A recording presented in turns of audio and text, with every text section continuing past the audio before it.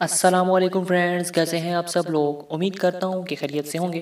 دوستوں، میں ہوں اسامہ حمید اور آپ دیکھ رہے ہیں اٹس اسامہ خان۔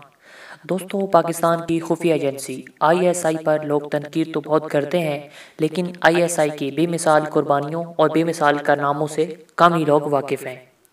دوستو، پاکستان کی intelligence agency I S I کسی بھی تعارف کی محتاج نہیں۔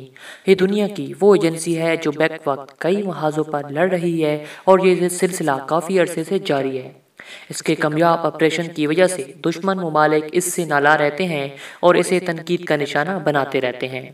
بھارت ہو یا کوئی اور ملک اس پر تنقید کرے تو سمجھ تو آتی ہے، لیکن تکلیف کی بات تو یہ ہے کہ بعض اوقات ہمارے اپنے ہی لوگ دشمنوں کا اعلی کار بن کر اس پر تنقید کے نشتر چلاتے ہیں اور اسے ناکام ثابت کرنے پر تل جاتے ہیں۔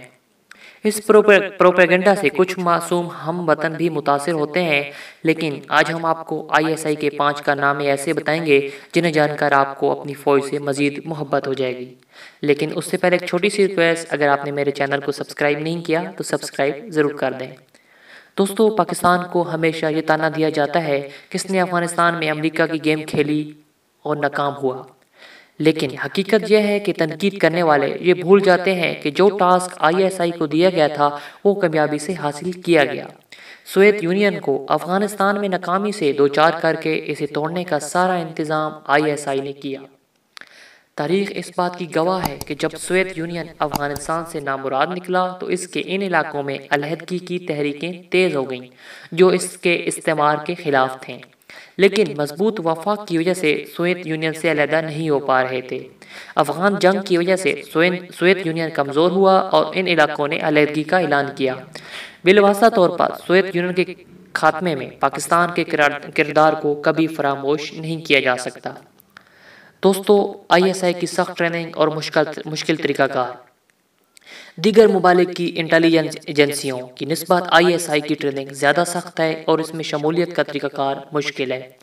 دوستو، دیگر ایجنسیوں کو ان گنت فنڈز اور مالی وسائل دیے جاتے ہیں، لیکن آئی ایس آئی کم وسائل میں بڑے کام کرتی ہے۔ دوستو، دنیا کے سب سے بڑی ایجنسی۔ جی دوستو، اس کے ایجنٹس کی تعداد میں کسی کو علم نہیں کہ آئی ایس آئی کے کتنے ایجنٹس ہیں، لیکن ماہرین کا خیال ہے کہ اس کے ایجنٹس کی تعداد 10,000 سے زائد ہے، جو کہ دنیا کی کسی بھی ایجنسی سے زیادہ ہے۔ نامعلوم رہنے کی استطاعت۔ جی دوستو، آپ کی سب سے بڑی کامیابی یہ ہوتی ہے کہ آپ کا سب سے بڑا دشمن بھی آپ کی تعریف کرے، اور آئی ایس آئی کو یہ اعزاز حاصل ہے۔